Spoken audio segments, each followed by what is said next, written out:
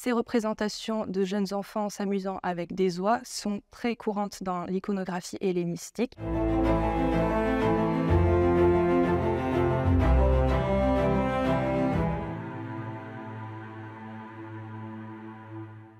Dans la première vitrine du musée des moulages se trouvent des offrandes en argile.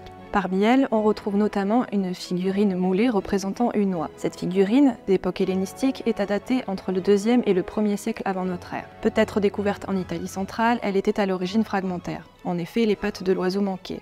C'est probablement à l'époque moderne que la figurine fut complétée à l'aide d'une base circulaire en plâtre patiné bronze. Cette figurine, à l'instar de toutes celles de la vitrine, est un dépôt du musée du Louvre qu'il acquit en 1861 et est donc aujourd'hui exposé au musée des moulages. Les offrandes sont des objets que l'on offre à une divinité ou à un défunt pour honorer sa mémoire.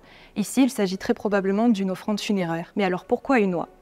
Dans l'Antiquité, les oies étaient très appréciées comme animal domestique. Longtemps privilégiées avant d'être supplantées par les poules, elles étaient à la fois de bonnes gardiennes et une ressource alimentaire. Mais l'oie avait également un statut d'animal de compagnie. L'Odyssée en témoigne puisque Pénélope, épouse d'Ulysse, élève des oies qu'elle chérit particulièrement. L'oie peut donc être associée à la femme, mais aussi plus largement à la maison, puisque l'on sait, grâce à certaines représentations iconographiques notamment, que les enfants jouaient avec des oies. En témoigne une autre œuvre du musée des moulages, l'Enfant à l'oie. Copie romaine en marbre d'un original grec en bronze, attribué à Boétos de Chalcédoine. Sur cette statue figure un jeune enfant en plein jeu avec une oie qu'il tient par le cou. L'oie, surprise, semble se débattre pour se défaire de cette étreinte. Cette statue faisait à l'origine partie d'un ensemble plus vaste de 4 statues découvertes dans la villa des Quintiilii à Rome. Cette copie en marbre est à dater entre le 1er et le 2e siècle de notre ère. Ces 4 statues sont aujourd'hui dispersées dans différents musées, dont celui du Louvre notamment. Ces représentations de jeunes enfants s'amusant avec des oies sont très courantes dans l'iconographie hellénistique. On peut donc supposer que cette figurine représentant une oie était à l'origine une offrande destinée